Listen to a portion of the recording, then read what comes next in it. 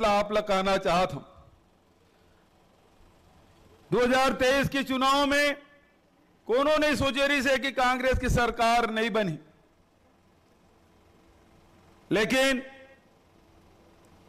स्थिति आप देखा तो 2023 में हमारी सरकार नहीं बनी, लेकिन बालोद जिला के धरतीला, बालोद जिला के मतदाता भाई बहनी मल्ला मैं हृदय से धन्यवाद देता हूं कि भारतीय जनता पार्टी के बरगलाए में आप नहीं आए और कांग्रेस के पक्ष में खड़े रहे।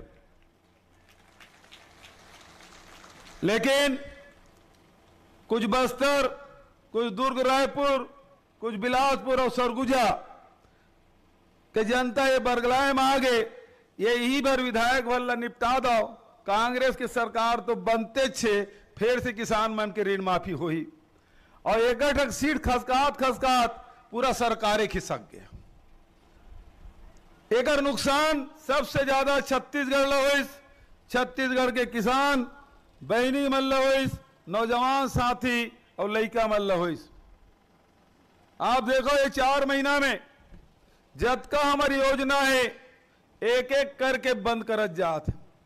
जब ले विष्णुदेव साय के सरकार बने हैं तब ले साय साय सब कटौती चला थे, बिजली कटौती चला थे साय साय, बिजली की बिल बढ़ी साय साय।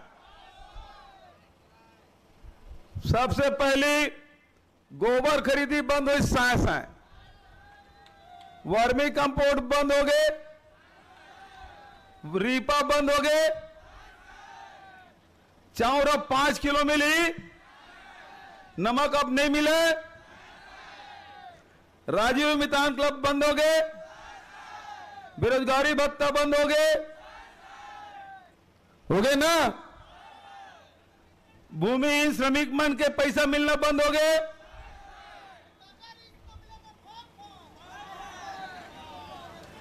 अब आवास नहीं मिला थे, 18 लाख आवास नहीं मिला थे, पहली किस्त दे रहे हैं, दूसरा किस्त बंद हो गए ना। ये 1 अप्रैल के जमीन के रजिस्ट्री बढ़ गए और दारू की कीमत बढ़ गए। ये साय साय सरकार चला था। बहनी मतलब बहुत जन लोग पता नहीं है, रमन सिंह 7 किलो चाउर दे दी से हमार सरकार इस तो 35 किलो चावल सब परिवार ला, नमक देते रहे हैं, आदिवासी क्षेत्र में चना भी देते रहे।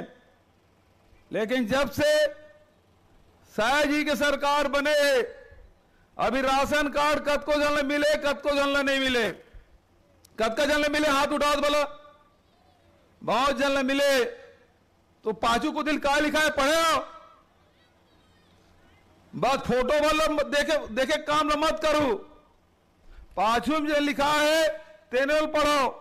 हमार सरकार रही से एक आदमी 10 किलो, 2 है 20 किलो और 3 से 5 है तो 35 किलो और 5 से अधिक है तो 7 किलो प्रति व्यक्ति मिला दरी से कि नहीं मिला दरी से। और अब एक जने 5 किलो, 2 जने 10 किलो, 3 जने 15 किलो, 20 किलो कटौती हो गए, नमक के कटौती, चना के कटौती हो गए। 1000 रुपया दीस ऐसे 20 किलो काट दीस, 50 रुपया किलो बिसाओ, काबर के सबो धान लग बेच डरे हो। अब चाउर बिसाओ 1000 रुपया दीस और 1000 के चाउर खरीदो, खाए पिए बराबर। ये स्थिति है सरकार के। जब से सरकार बने केवल लूटे काम करें।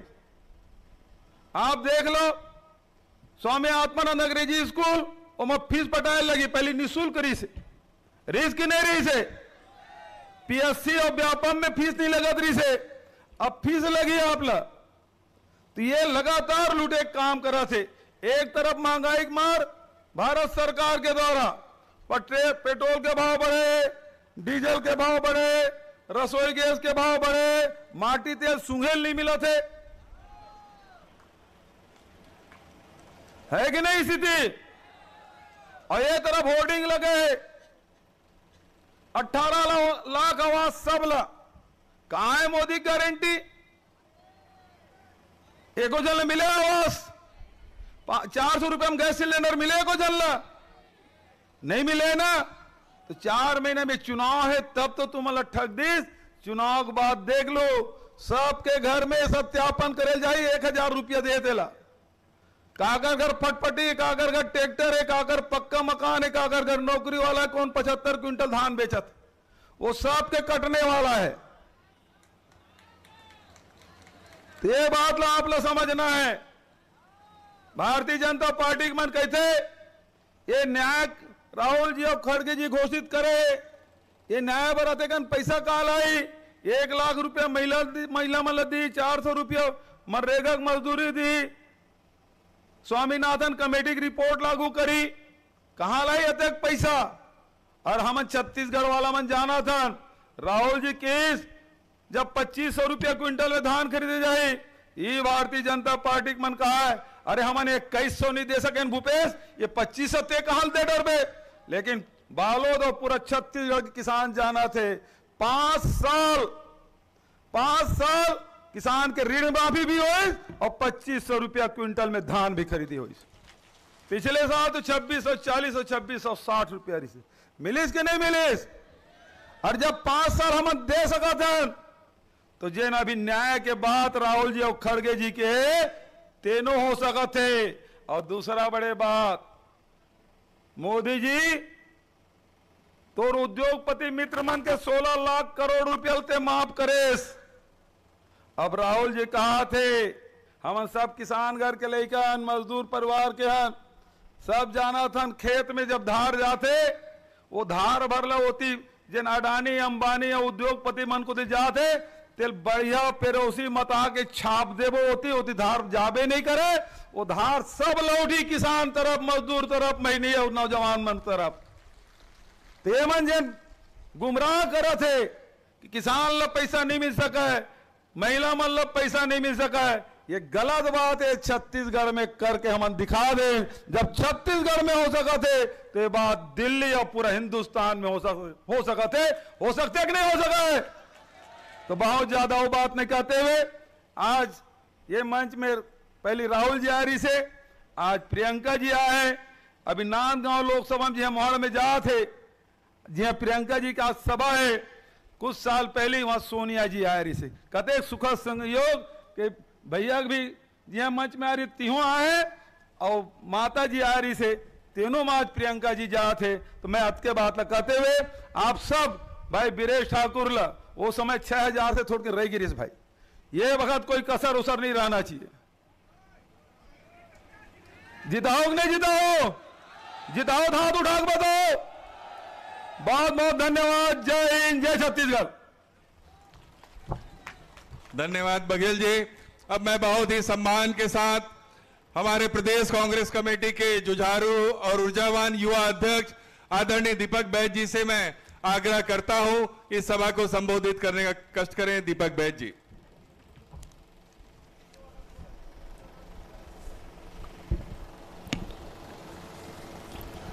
आज की बालोद के सभा में उपस्थित बड़े सम्मान के साथ आदरणीय प्रियंका दीदी जी राष्ट्रीय महासचिव, एक बार जोरदार तालियों से स्वागत करिए।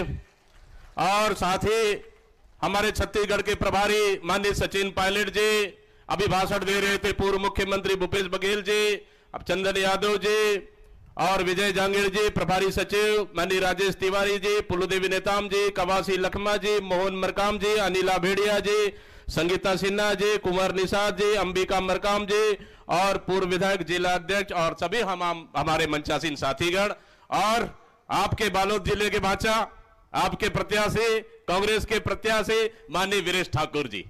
आदरणीय साथियों, लोकसभा चुनाव चल रहा है। यह लोकसभा चुनाव देश का चुनाव है।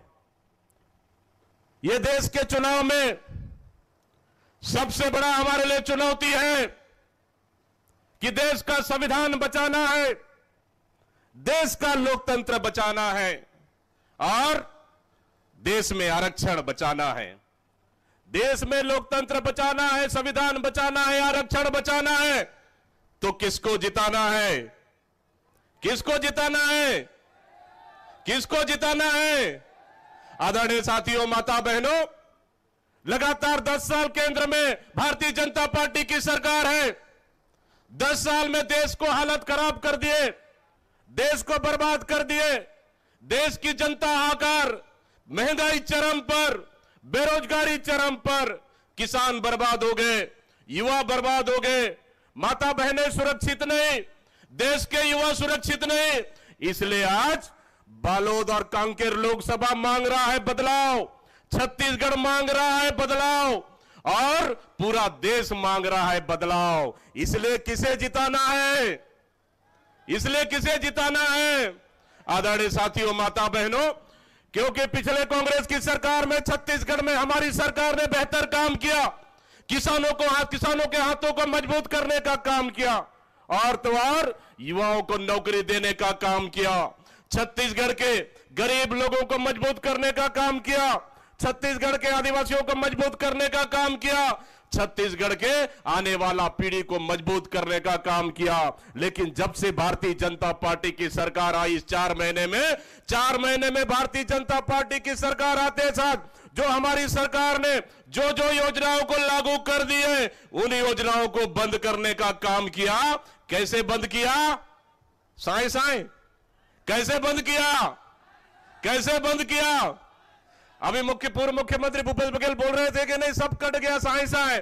आदरणीय साथियों, माता बहनों, यही सब चीज याद करना है हमको, क्योंकि 4 महीने में छत्तीसगढ़ की अभी वर्तमान सरकार ने, भारतीय जनता पार्टी की सरकार ने 16,000 करोड़ छत्तीसगढ़ की जनता को कर्जा में डुबो दिया है।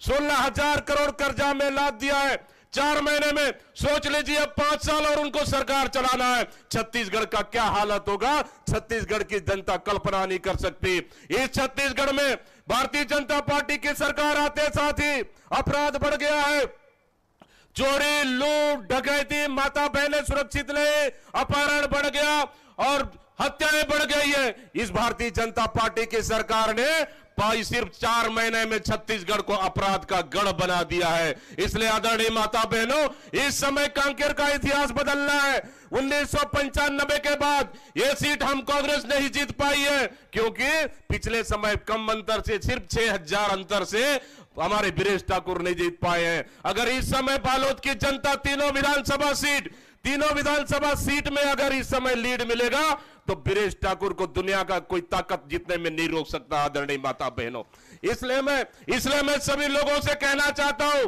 कि कांकेर उनका मायके और बालोद उनका ससुराल। जिताना है कि नहीं जिताना है? बताओ, जिताना है कि नहीं जिताना है? एक बार हाथ उठा के बोलो, बाचा को जिताना है कि नहीं जिताना है?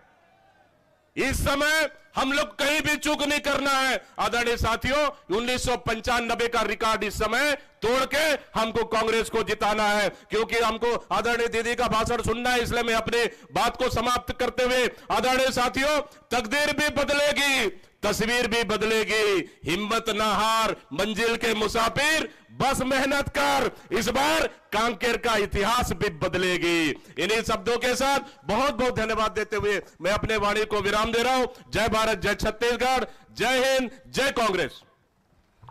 इस देश में किसानों की जो लड़ाई लड़ते रहे हैं, उस परिवार से आदरणीय सचिन पायलट जी को मैं आमंत्रित करता हूं, संबोधित करें। आदरणीय प्रियंका गांधी जी, हमारे उम्मीदवार बीरेश ठाकुर साहब, श्रीमती सिन्हा, अनिला भेड़िया जी, अंबिका जी, निषाद साहब विधायक, मंच पर सभी नेतागण, साथियों, हम सब यहाँ पर प्रियंका जी को सुनने के लिए आए हैं और बहुत महत्वपूर्ण संदेश आज देंगी आप लोगों के लिए। मैं तो सिर्फ इतना कहना चाहता हूँ कि छत्तीसगढ़ में एक बदलाव की लहर मुझे दिख रही है। बीरेश ठाकुर साहब जो पिछली बार बहुत कम अंतर से रह गए थे, इस बार सभी लोग, नौजवान, बुजुर्ग, महिला, अपना पूरा आशीर्वाद दें। पहले चरण के चुनाव पूरे देश में हुए और पहले चरण के चुनाव में जो रुझान देखने को मिल रहा है, भारतीय जनता पार्टी पूरी बैकफुट पे आ गई है और प्रियंका जी पूरे देश में पार्टी के लिए प्रचार कर रही हैं। इनको भी एहसास हो रहा है कि पूरा बदलाव चाहता है छत्तीसगढ़, पूरा भारत। 10 साल की सरकार ने सिर्फ वादे और जुमले दिए हैं, बदलाव का समय आया। और कांकेर लोकसभा क्षेत्र में हमेशा से कांग्रेस मजबूत रही, लेकिन पिछली बार बहुत कम वोटों से बीरेश जी हार गए थे। मेरा आप लोगों से करबद्ध निवेदन है, आज शादी का समय है, गर्मी का समय, फिर भी आप लोग इतनी बड़ी तादाद में यहाँ पर आए हो प्रियंका जी को सुनने के लिए मैं आपका धन्यवाद देना चाहता हूँ, साधुवाद देना चाहता हूँ। और सिर्फ इतना कहता हूँ, कांग्रेस पार्टी ने संकल्प लिया है, वादा किया है कि किसान की खरीद पर कानून बनाएंगे, हर गरीब परिवार के घर पे प्रतिवर्ष 1 लाख रुपया देंगे, 30 लाख हम लोग नौकरियां देंगे, महिला नौजवानों को आगे लेकर जाएंगे। और कांग्रेस वो दल है जो 140 साल से खून पसीना बहाकर शहादत देकर इस देश को मजबूत रखकर आगे लेकर गया है। 26 तारीख को मतदान जब हो, ब्रेश ठाकुर जी को भारी बहुमत देकर जिताएं। और मैं तो कहता हूं, भारतीय जनता पार्टी बोलती है 200 पार, 300 पार, 400 पार, 500 पार। 4 जून को जब परिणाम आएगा तो दक्षिण से भाजपा साफ और उत्तर से हाफ भारतीय जनता पार्टी का घमंड और अहंकार टूटेगा और राहुल गांधी जी, प्रियंका गांधी जी के मेहनत रंग लाएगी। मैं इन्हीं शब्दों के साथ आप सबसे करबद्ध निवेदन करता हूं कि बहुत जोरदार तालियां बजाकर प्रियंका जी का स्वागत करें और उनकी बातों को सुने। बहुत बहुत धन्यवाद। जय हिंद। प्रियंका गांधी जिंदाबाद, प्रियंका गांधी जिंदाबाद। श्री सचिन पायलट जी, श्री दीपक बैद जी, श्रीमती फूलोदेवी नेताम जी, श्री मोहन मरकाम जी, श्रीमती अनिला भेड़िया जी, श्रीमती संगीता सिन्हा जी, श्री कुंवर निषाद सिंह जी, अंबिका मरकाम जी, राजेश तिवारी जी जिन्होंने मेरे साथ यूपी में काम किया, और यहाँ के प्रत्याशी श्री ब्रेश ठाकुर जी, आप सबका इस सभा में बहुत बहुत स्वागत। और मंच पर विराजमान सभी नेतागण, श्री वोरा जी भी, सबका यहाँ पे बहुत बहुत स्वागत। मेरी प्यारी बहनों, प्यारे भाई, आपका भी बहुत बहुत स्वागत। सब भैया बहनी, दीदी दाई, मल्ला, जय जोहार। बहुत समय से इंतजार कर रही हैं, गर्मी भी है, आज शादियां भी बहुत है ना, फिर भी आप यहाँ आई हैं मेरी बातों को सुनने के लिए, इसके लिए आपका बहुत बहुत धन्यवाद। भाइयों, आपका भी। बोलो। देखिए, ये जो आपका इलाका है प्राकृतिक संसाधनों से भरपूर इलाका है। आप मेहनती लोग हो, आपने ये प्रदेश अपनी मेहनत के बल पे बनाया, और आप ही की मेहनत के बल पर, इस देश के किसानों की मेहनत के बल पर, इस देश के आदिवासियों की मेहनत के बल पर हमारा देश बना है। हमारा जो स्वतंत्रता संग्राम था वो आप जैसे ही लोगों ने चलाया। हाँ, गांधी जी ने उसका नेतृत्व किया, बड़े बड़े नेता थे, लेकिन आप अगर एकजुट नहीं होते, अगर ये इस देश की जनता एकजुट नहीं होती तो हमें आज़ादी कभी नहीं मिलती। तो ये जो आज़ादी है, जो हमारा स्वतंत्र देश है, ये हमारे लिए बहुत ही महत्वपूर्ण है। आपके लिए आपको अधिकार मिलते हैं, इसी से आपको संविधान मिला, संविधान से आपको अधिकार मिले, चाहे आप किसी भी वर्ग के हों, चाहे आप कितने भी गरीब या अमीर हों, आपको एक बहुत बड़ा अधिकार संविधान ने दिया, और वो अधिकार ये था कि आप वोट डाल सकते हैं। तो अब चुनाव का समय है, वोट डालने का समय है। आपके सामने यहाँ आकर भाषण देने का मौका मिल रहा है, बहुत खुशी हो रही है मुझे। मैं चाहती हूँ कि चुनाव के मौके पर आप 2 बहुत महत्वपूर्ण मुद्दों को अपने मन में रखें। पहला ये कि देश भर में क्या हो रहा है, देश की राजनीति कैसे चल रही है, आगे चल के देश का क्या होगा, भविष्य हमारा कैसा लग रहा है। और दूसरा कि आपकी जो रोज की जिंदगी है, आपके जो संघर्ष हैं, आप जो दिन रात मेहनत कर रहे हैं, आपका जो संघर्ष है, उसकी कोई सुनवाई है या नहीं है। ये 2 बड़े बड़े मुद्दे हैं मुख्य तौर पर। तो मैं थोड़ा दोनों मुद्दों पर आपसे बातचीत करना चाहती हूँ। देखिए, जहाँ तक आपका जीवन है और आपके संघर्ष हैं, आपसे अच्छी तरह कोई इनको समझता नहीं है। सही बात है कि नहीं? मेरी बहनें बैठी हैं, महंगाई कितनी बढ़ चुकी है, आप किस तरह से रोज़ के जीवन को आप आगे बढ़ाते हैं, किस तरह से जब आपको दुकान जाना पड़ता है, कुछ खरीदना पड़ता है, तो किस तरह से उस चीज़ को आप खरीद पाते हैं। आपके घर में सभी मेहनत कर रहे हैं, आप कर रही हैं, आपके पति कर रहे हैं, घर में कोई रोज़गार के लायक कोई बड़ा बच्चा हो तो वो भी कहीं ना कहीं से जुगाड़ करके मेहनत कर रहा है। कमाई सब कर रहे हैं, लेकिन वो कमाई पूरी नहीं हो रही है। तो जितनी भी आप मेहनत कर रहे हैं, फिर भी जब जब कोई त्योहार आता है या कोई ऐसी मुश्किल आ जाती है आपके जीवन में कि कोई बीमार पड़ गया या घर में कुछ टूट गया, छत से पानी आ रहा है, कुछ भी हो, और आपको मरम्मत करनी हो या इलाज कराना हो या बच्चों के लिए फीस देनी हो या कुछ नया खरीदना हो, तो दिल में घबराहट होती है कि किस तरह से होगा, क्योंकि महंगाई पिछले 10 सालों में हद से ज़्यादा बढ़ चुकी है। तो ये आपकी एक बड़ी समस्या है। एक दूसरी आपकी समस्या है कि बेरोजगारी 45 सालों में आज देश में सबसे ज़्यादा हो चुकी है। बेरोजगारी इतनी है कि चाहे कितना भी आप अपने बच्चों को पढ़ाएं लिखाएं, आपको ये गारंटी नहीं मिल सकती कि पढ़ने लिखने के बावजूद उसको रोजगार मिलेगा कि नहीं मिलेगा। तो तमाम हमारे जो नौजवान हैं, चाहे महिला हो चाहे पुरुष हो, सब बेरोजगार बैठे हैं। तो ये एक बहुत बड़ी आपकी एक और समस्या है। किसानों की बहुत समस्याएं हैं। आज किसान भी महंगाई से जूझ रहा है। जितने भी सामान आप खेती में इस्तेमाल करते हैं सब पे जीएसटी है, सब महंगे हो गए हैं। पेट्रोल के दाम बढ़ गए हैं, डीजल के दाम बढ़ गए हैं, तो किसान खेती में भी कमा नहीं पा रहा है। तो ये आपकी जो बड़ी बड़ी समस्याएं हैं, उनको हल करने की कोशिश कांग्रेस की सरकार ने जब प्रदेश में थी तो की। आपसे बघेल जी कह रहे थे, आपको याद होगा कि धान को 2500 रुपए में खरीदा जा रहा था, याद है कि नहीं? किसानों का कर्जा माफ किया था कांग्रेस की प्रदेश सरकार ने। भूमिहीनों को 7,000 रुपए मिलते थे सालाना। गोबर की खरीद होती थी। बिजली का बिल आपका आधा किया गया था। हर परिवार को, आप बघेल जी ने बताया, 35 किलो चावल मिलता था कि नहीं मिलता था ना। आदिवासी भाई बहनों को अपनी जमीन वापस दी गई, पट्टे वापस मिले। आंगनबाड़ी और मितानिन बहनों को आपके लिए आपका मानदेय बढ़ाया गया। छत्तीसगढ़िया स्वाभिमान की रक्षा की गई। हर तरह से जो आपकी संस्कृति है, जो आपकी परंपरा है, उसको कायम रखने का काम भूपेश बघेल जी ने किया। अब सरकार आपने बदल दी। उन्होंने आपको बताया कि कैसे कहीं कहीं शायद विधायक से चूक हो गई, तो कुछ विधायकों को हराने के लिए आपने प्रयास किया, इसलिए पूरी सरकार चली गई। सरकार चली गई, एक भाजपा की सरकार आई।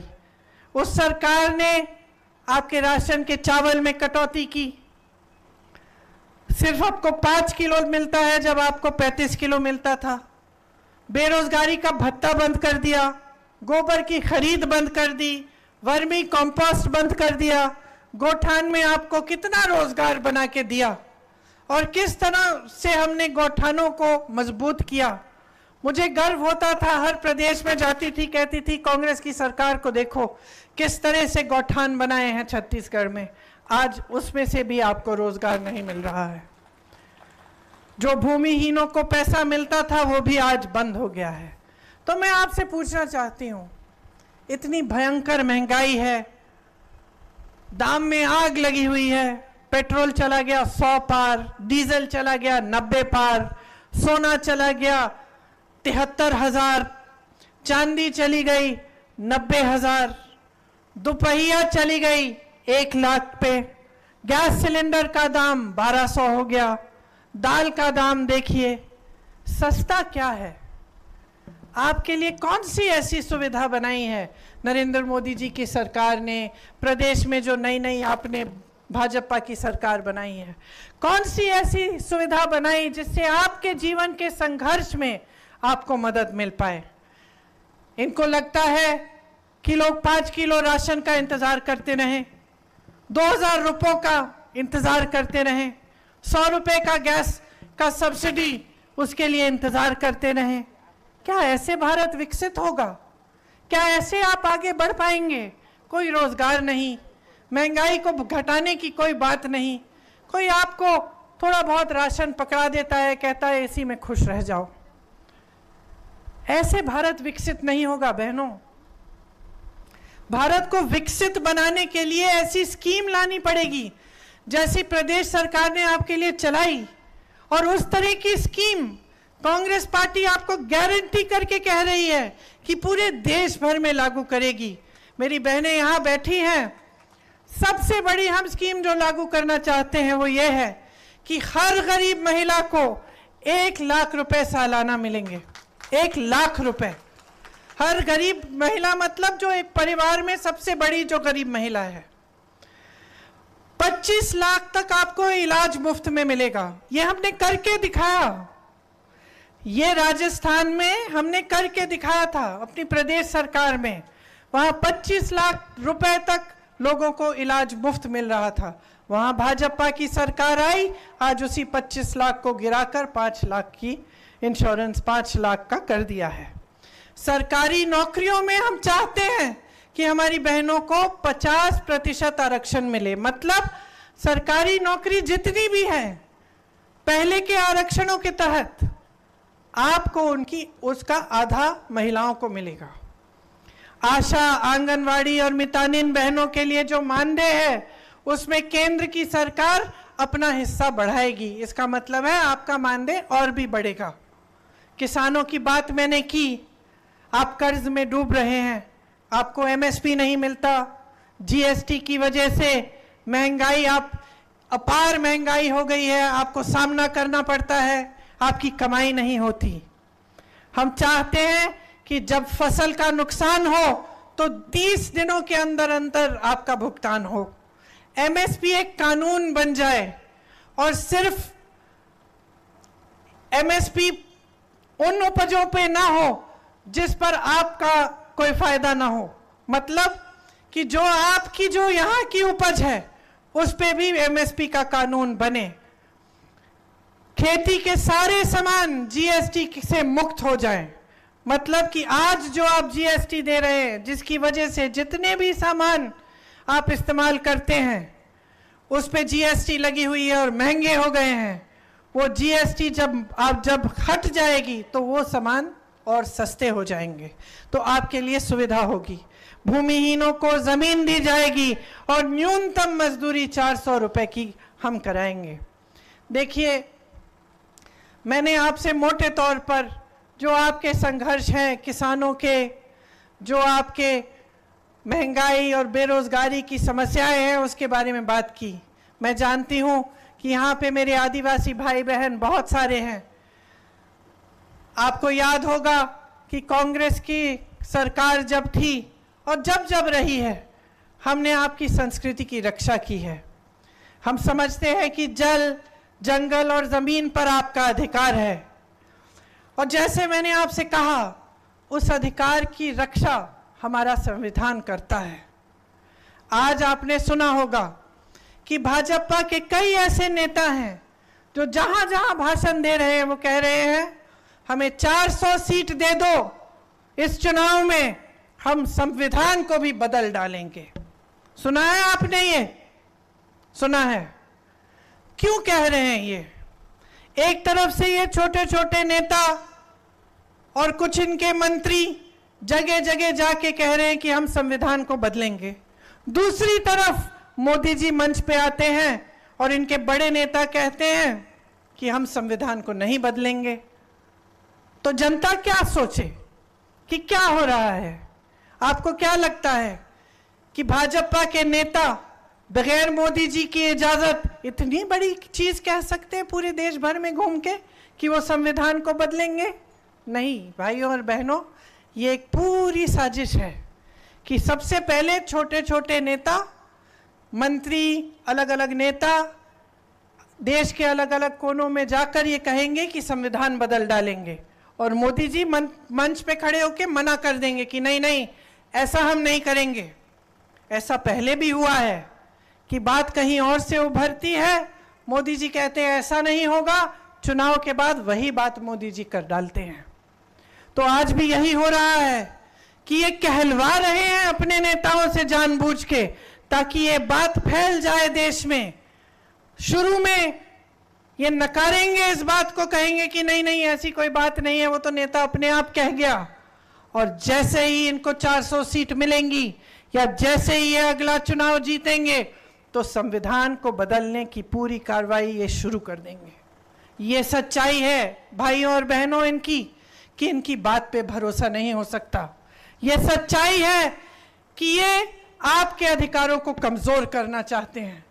इसी संविधान ने आपको वोट दिया, इसी संविधान ने आपको आरक्षण दिए, इसी संविधान ने आदिवासियों की संस्कृति को बचाकर रखा, इसी संविधान ने इस देश के दलितों को आगे बढ़ाने का काम किया।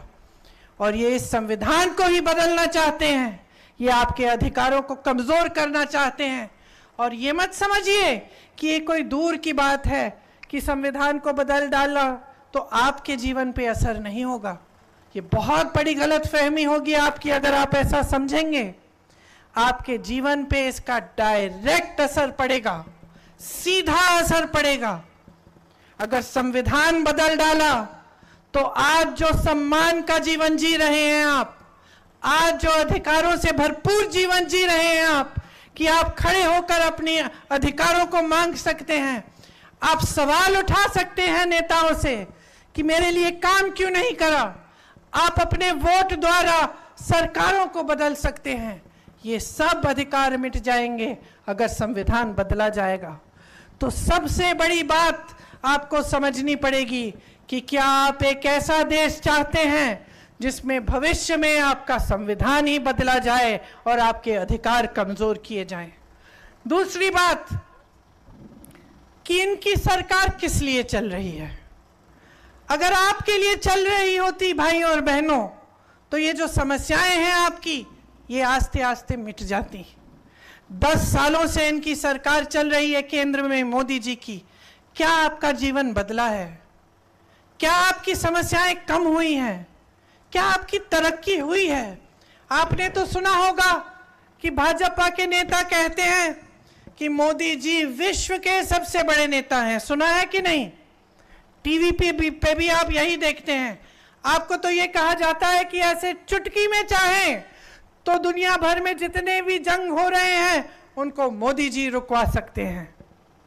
तो अगर चुटकी भर में मोदी जी इतने ताकतवर हैं कि दुनिया भर में जितने भी जंग हो रहे हैं उनको रोक सकते हैं, अगर मोदी जी इतने ताकतवर नेता हैं कि दुनिया भर के जितने भी प्रधानमंत्री और प्रेसिडेंट हैं सब उनको बहुत बड़ा मानते हैं, तो मुझे बताइए मोदी जी ने आपके लिए बेरोजगारी कम क्यों नहीं की? मोदी जी ने आपके लिए महंगाई क्यों नहीं घटाई? मोदी जी ने आपको अपने पैरों पे खड़ा होने का काम आपके लिए मोदी जी ने 10 सालों में क्यों नहीं किया? मोदी जी खुद सक्षम बनते रहे। आप जब भी उनको देखेंगे तो आप देखिए अकेले दिखते हैं, सब साफ सुथरा होता है, बहुत सक्षम दिखते हैं, क्योंकि सारी मीडिया सबका यही प्रयास है कि आपको लगे कि बहुत ताकतवर ये नेता है। अच्छा है, लेकिन फिर वो ताकत आपकी समस्याओं को सुलझाने के लिए क्यों नहीं इस्तेमाल हो रही है? या तो इतने ताकतवर नहीं है जितना दिखाया जा रहा है आपको, या फिर उनकी नीयत में कोई समस्या है, या फिर वो आपकी समस्याओं को सुलझाना नहीं चाहते। तो जब मैंने आपसे पूछा कि ये सरकार किसके लिए चल रही है, इसलिए पूछा क्योंकि हम लोगों के लिए जो इस सरकार को देख रहे हैं 10 सालों से, ये बहुत स्पष्ट हो गया है कि ये सरकार सिर्फ बड़े बड़े उद्योगपति, और वो भी सारे उद्योगपति नहीं, मोदी जी के कुछ गिने चुने उद्योगपति मित्र, उनके लिए सरकार चल रही है। आपको मालूम है कि उनके एक मित्र के लिए छत्तीसगढ़ में क्या क्या नहीं करवाया उन्होंने। आपको मालूम है कि इन्हीं बड़े बड़े उद्योगपतियों के लिए उन्होंने 16 लाख करोड़ का लोन माफ किया, लेकिन आप किसानों का लोन नहीं माफ करते हैं। किसान आंदोलन करते हैं कानून लगा देते हैं मोदी जी, जिससे किसान पिसेगा और बड़े बड़े उद्योगपतियों का फायदा होता है, लेकिन मोदी जी उनकी सुनवाई तक नहीं करते। आज देश का लोहा, देश का कोयला, देश की बिजली, देश की सड़कें, देश के हवाई अड्डे, देश के बंदरगाह, देश के हाईवे, सब इन्हीं 2-3 बड़े उद्योगपतियों को सौंप दिए गए हैं। यहां से आपको रोजगार मिलता था, ये संपत्ति थी देश की। ये बड़े बड़े पीएसयू जिनको कमजोर किया गया,